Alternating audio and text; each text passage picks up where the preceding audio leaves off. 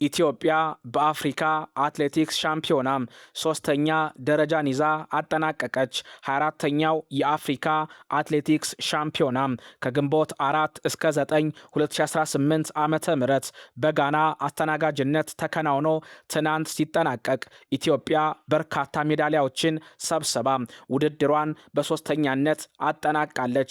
በጋና ዩኒቨርሲቲ ስቴዲየም ከ50 በላይ የአፍሪካ ሀገራትን በአንድነት ሲያፎካክር የነበረው ይሄ ውድድር ትናንትም በርካታ የፍጻሜ ውድድሮችን አስተናግዶ ፍጻሜውን ማግኘት ችሏል።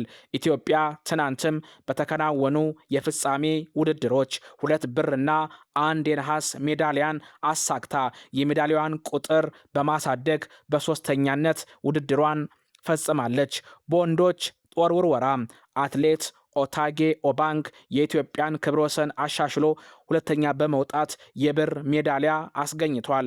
በሴቶች 400 ዱላ ቅብብል ገነት አዬ፣ ምስጋና ኃይሉ፣ ትዕግስት አያናና አጃይባ አልዩ በሁለተኛነት አጠናቀዋል። የብር ሜዳሊያም አምጥተዋል። በሴቶች 3000 ሜትር መሰናክል አትሌት አልማዝ ዮሐንስ ሶስተኛ ሆና የነሐስ ሜዳሊያን ማግኘት ችላለች። ኢትዮጵያ በመድረኩ ጠንካራ ተፎካካሪ ሆና ውድድሯን ያጠናቀቀች ሲሆን በአጭር ርቀትና የሜዳ ተግባራትም ተስፋን የሚጭሩ ውጤቶች መመዝገብ ችለዋል። ኢትዮጵያ በመድረኩ በ32 ሴትና በ31 ወንድ በአጠቃላይ 63 አትሌቶችን አሳትፋለች።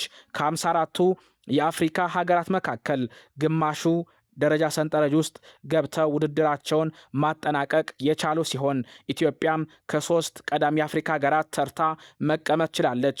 5 ወርቅ፣ 4 ብርና 6 የነሐስ ሜዳሊያ በድምሩ 15 ሜዳሊያዎችን ሰብስባ ሶስተኛ ደረጃን በመያዝ ውድድሯን አጠናቃለች።